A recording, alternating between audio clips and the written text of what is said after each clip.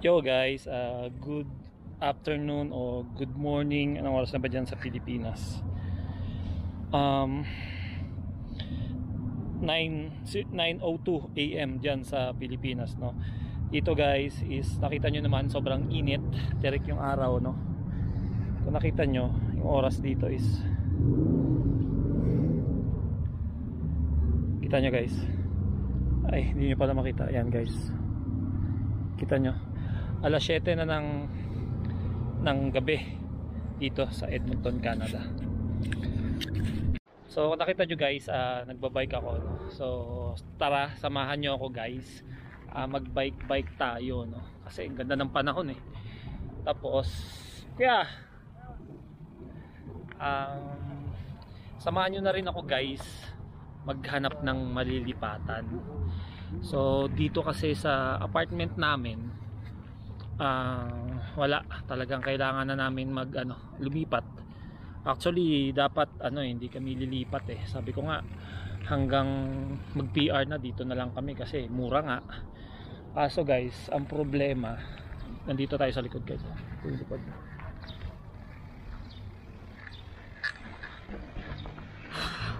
Ang problema guys is tumaas yung renta. So yun yung naririnig yung mga problema dito sa Canada, no? Yung mga news na nangyayari na lahat nasigtaasan na. So biruin nyo guys, yung upa namin is 1,000, almost 1,100 guys, kasama na lahat ng kuryente, internet, kasi libre yung heater tsaka yung tsaka yung tubig eh. So 1,100. So guys, ang tinaas niya is 1,400. Wala pang doon, kuryente, internet. So nag-decide kami na lilipat na talaga kami kasi hindi worth it guys, kasi hindi naman siya bago eh. Kung nakita nyo guys, ito ayan, kung nakikita nyo, pinipinturahan siya. Kung nakita nyo guys yung parang yung pinto nung yung parang balcony, pinalitan yan, ginawang white. So nagulat kami, nagtaka kami bakit pinalitan, okay pa naman. So yun palang mangyayari. Next pala is tataas sila ng presyo. So ayan guys, kabuanan yan. Ayan, nagsisimula na sila magpintura. So tinanggal ko kaninang umaga yung laman niyan, yung gulong ko diyan, tsaka yung mga ibang gamit, kasi magsisimula na sila magpintura. So ngayon guys, samahan nyo ako, ikot-ikot tayo dito kasi maraming apartment dito eh. So yung mga dyan, mga nagbabalak pumunta dito, tsaka yung mga parating na, so yan ang madadatnan nyo guys, yung mamahal na talaga. So sana pati yung sweldo magmahal din tumaas din. Anyway, ayun guys, ang magiging upa namin is 1,400 pag hindi kami umalis. Biruin nyo yun, 1,400 convert nyo sa peso, magkano yun? Halos pambayad na ng bahay yun guys. Hiningal ako dun So ito yung kapaligiran ko guys. Yan. Try natin guys, try nating mag-ikot-ikot dito, baka makachamba tayo kasi may ini-aim din ako dito na apartment, pero ang problema walang bakante. I mean, nakikita ko lahat may mga kurtina, lahat may lagi ako nagbabike dun guys, nakikita ko lahat may yung bintana eh. That means may tao, kasi pag walang ka nakikitang kurtina o kaya blinds, ibig sabihin bakante. So samahan nyo ako guys, ikot-ikot tayo. Ito guys, itong binabaybay ko, papunta na to kanila Kuya Danny, tsaka kanila Yet. Ayan.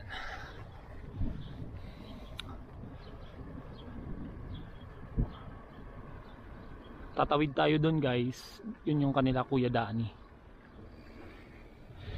Hindi ko pa pala kayo guys natutour yung mga bahay-bahay, kasi itong area namin medyo old school na siya, lumang community siya Ganon kasi dito ang tawag guys. Kunwari, yung lugar katulad sa amin sa Richmond. Miss ko tuloy yung Richmond. Ano guys, kumbaga old community sila kung tawagin. Yung katulad ng Richmond. Kung dito sa Canada tatawagin yun old community. Ngayon dito kasi pag yung bagong gawa na village, kumbaga parang village sa atin dyan, new community sa kanila. So mas mahal yung presyo sa ganun guys, lalo pag bibili ka ng bahay, no?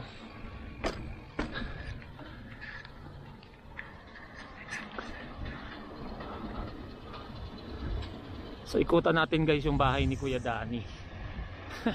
Tingnan natin kung nandyan siya. Nako, wala yung truck niya, no?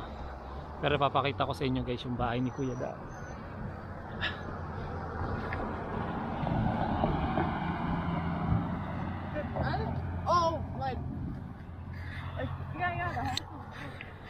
So ito guys yung bahay ni Kuya Danny, no? Sana nandito siya, no? Para nabulaga siya sa vlog natin. Ito guys, ayan yung bahay ni Kuya Danny. Kaso wala si Kuya Danny. Ito guys, tong sasakyan na to sa anak niya, sa attorney. So ang bahay nila Kuya Danny guys, ayan. Ayan ang bahay ni Kuya Danny. Ito yung ano nila, village nila. Ayan, ikutan natin. Malay natin kung may pinapaupahan dito, di magkapit-bahay na kami ni Kuya Danny.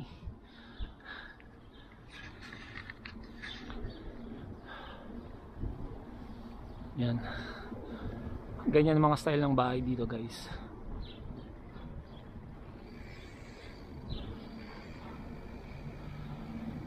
Tapos isa lang siya guys, yung entrance siya doon, tapos dito lang din yung exit. Yan.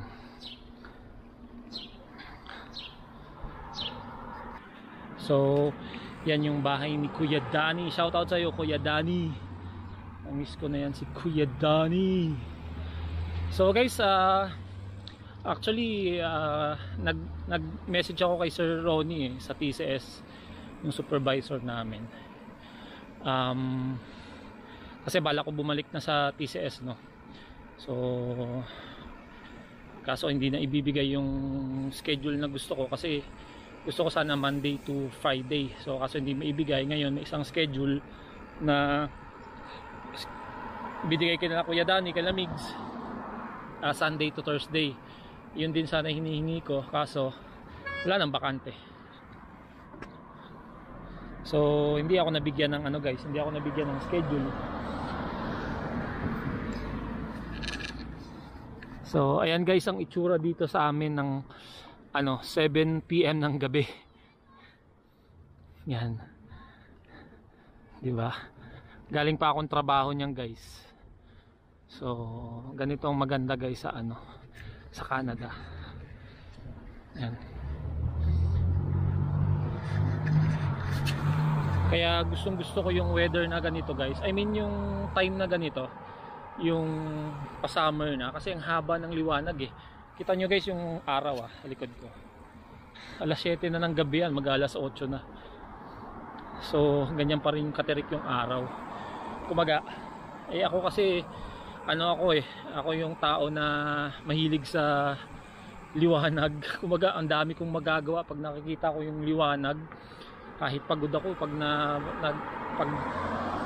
pag may naisip ako na gawin, na magbike, magbasketball, mag-gym, talagang gugo ako. So ikutan natin guys yung ini-aim ko na apartment na.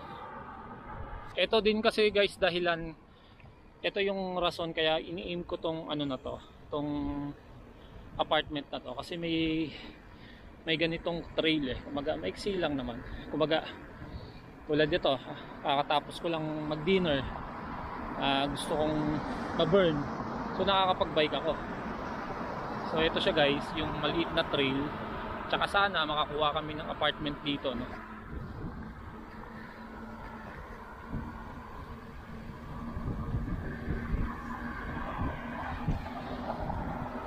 Yan guys, ang pababa. Nakita niyo yung guhit na yun, no? Oh. daanan ng bike. So ayan siya guys. Ayan. So ayan guys, padaus-us siya. Kaya gustong gusto ko dito guys. May trail. Ayan.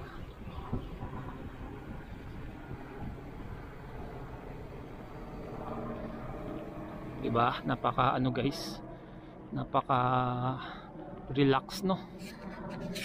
Tapos ito guys, itong diretso na to, ano yan, papunta na yan dun sa bahay. Baga hindi naman papunta sa bahay, may daan din. So ganda guys, diba?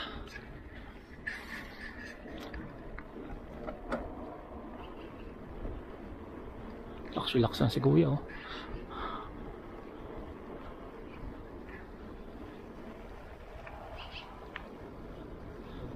Ayan. Dito guys, grabe. Fresh air. Diba? Maamoy mo talaga guys yung damo. Hindi yung damong iniisip nyo, ah. Ayan, yung mga green na ano, ah. Speaking of damo guys, yun pa isa sa reason ko kaya ayaw ko nang tumagal dun sa Windham, lalong sa price nya is yung marijuana kasi dito guys, ano, normal eh, legal. Kaya paglalabas ka sa hallway, maamoy mo, sumasakit yung ilong ko, sumasakit yung ulo ko. So yun ang ano ko, yung ayoko.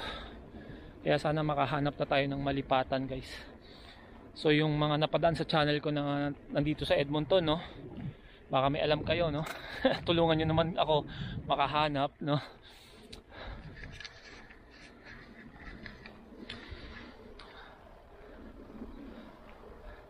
Ayan guys, yung ina-aim kong apartment. Ayan, pasukin natin yan.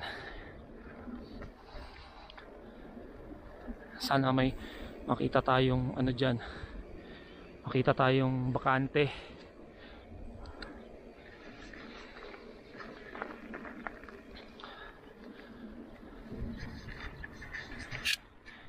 So baka yan ang magiging ano natin guys, magiging vlog natin, ano, maghanap ng apartment. Pero bago yun guys, teka lang, may nakita akong downhill. Maiksi lang. Ayan guys, oh. Ayan. Akitin natin, tignan natin kung gano'ng kabilis. Watch the porn guy, know the green. Everybody else, where you got where you hope to be, so work for it. You sat back, grind it out, you relax. I should be where he's at. Wait, where's Denise at? Put her in the thing and back to get a girlfriend on my lap.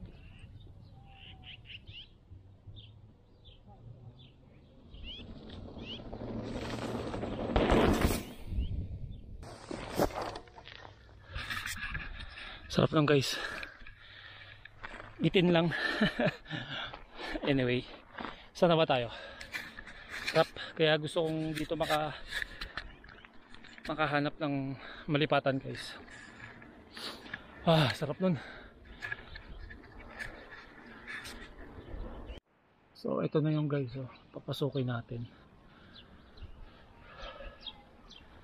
Ito. Ayan.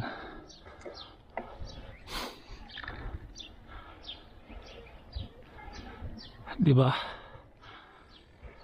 Ang ganda pa ng kulay. Ayan.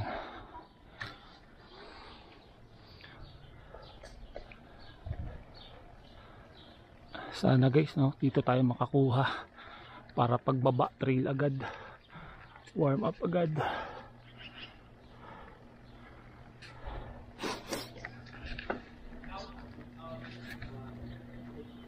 So ganyan yung style guys ng mga apartment or mga bahay dito, no.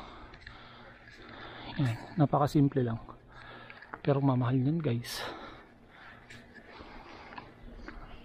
Ayan, diba? Parang Richmond lang eh.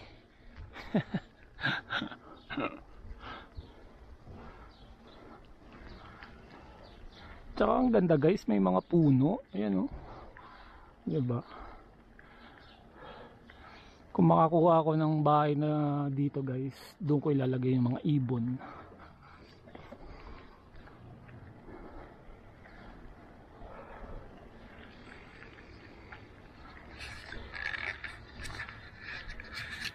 Kaso guys, nakikita ko lahat ng parking may laman. So ibig sabihin walang bakante. So yun ang problema. Ayan.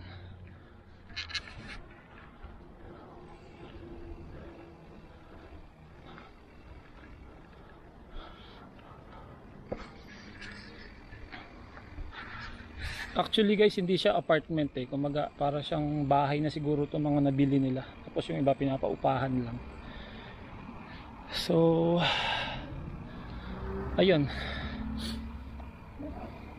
Yun tayo guys. Dito tayo dumaan sa kabila, papabalik sa Windham. Gusto ko lang ipakita sa inyo yung ano, yung ini-aim ko na ano, na malipatan sana. So kung napansin nyo guys, no, alas 7 na ng gabi. Tama, sobrang tahimik na. Ito pa yung isa guys, ito pa yung isa na tinitingnan ko rin. Magkatabi lang naman sila kasi yun yung trail, yun yung kanina. Ayan. Ayan. Ito guys, ito. Ayan. Ito saan. Kasi hindi namin matsyempo na bukas to eh, para makapag-inquire eh. Ayan saan. Ayan.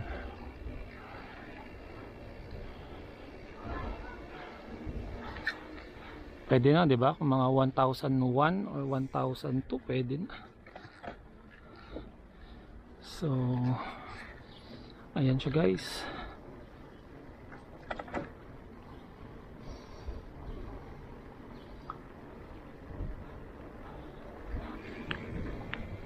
Tapos guys, paglabas dyan, yun na yung sa ano na, sa Windham na.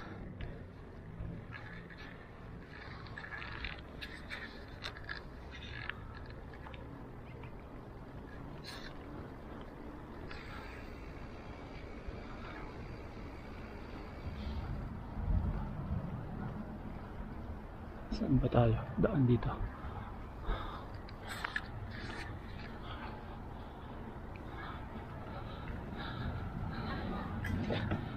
Yan, kung nakita nyo guys yung highway. Yan. Kung naalala nyo guys, ayan yung ano, yung registry. Hi guys. So kung naalala nyo guys, ayun yung registry oh. Yan. Diba? So yan na yung highway.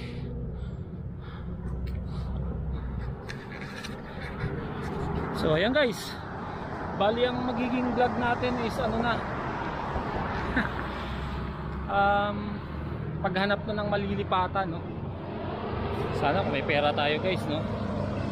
Kung mga malalaki tayong YouTuber katulad ng mga ibang content creator na malaki kumita, malamang hindi na tayo mahihirapan na ano, mag-rent, tapos bili na tayo ng bahay. Tapos ngayon lahat ng mga subscriber ko pagparating dito or nandito na, doon tayo tatambay sa bahay, di ba?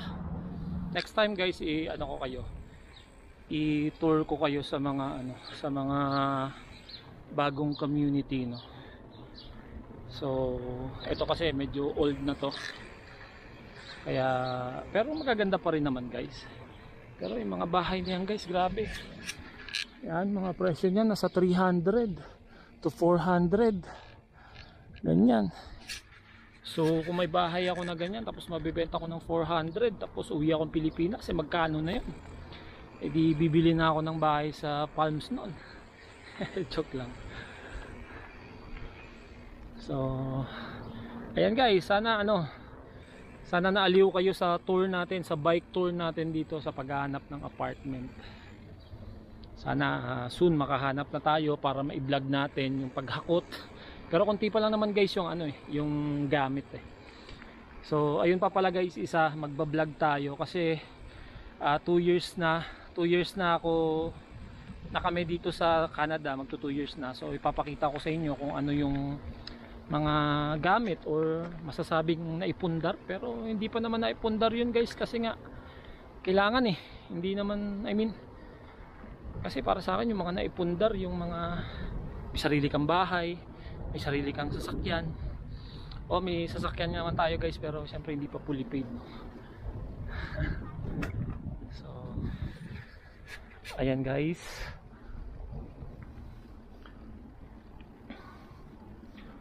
ayan yung Windham.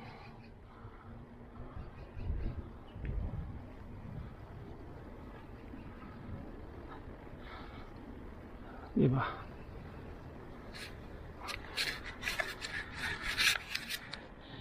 Nako guys, hindi ko pala kayo na tour. Aalis na tayo't lahat dito sa Windham. Hindi ko pala napakita sa inyo na may park dito, no? Yung napapakita ko lang sa inyo yung labas, yung sa may balcony, yung soccer field. So hindi ko napakita sa inyo yung mga playground dito. Pag ganito guys na weather, pa-summer na, daming lamok. Tsaka yung lamok dito guys, ibang klase. Aasawahin ka kahit nagpipedal ka, talagang pag kumapit sa iyo, talagang kapit na kapit. Hindi bibitaw sa iyo hangga't tumae ka guys. Kapit na kapit talaga sila. So ito guys yung sinasabi kong playground. Ayan.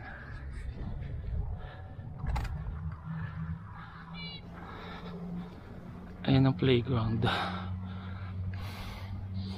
Kita mo.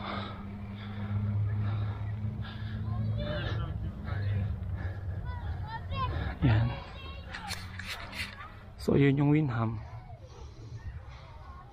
Ayun naman guys yung isang apartment na yun, kanila Richard yun, yung katrabaho ko sa TCS.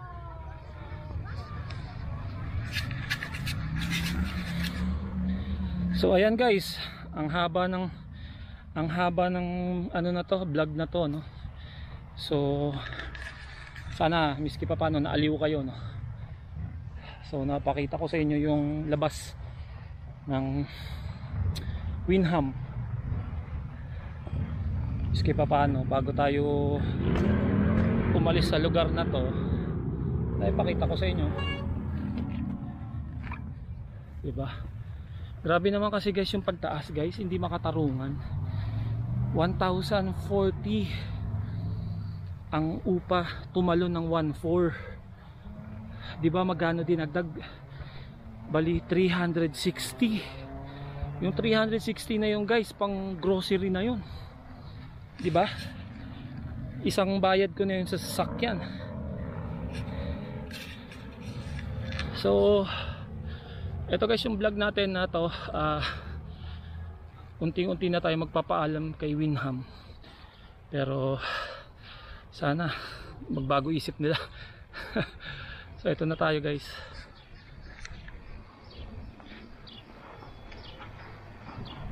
Ayan. Grabe guys, pipinturahan lang nila 400 ang tinaas. Sayang. Ayan. Sayang nga guys, kasi marami pa man din akong plano dyan sa balcony na yan. Pumunta na ako ng Home Depot, bibili na ako ng peking damo para minsan diyan kumain kasi summer na So wala guys, no choice tayo kundi maghanap tayo ng mas mura.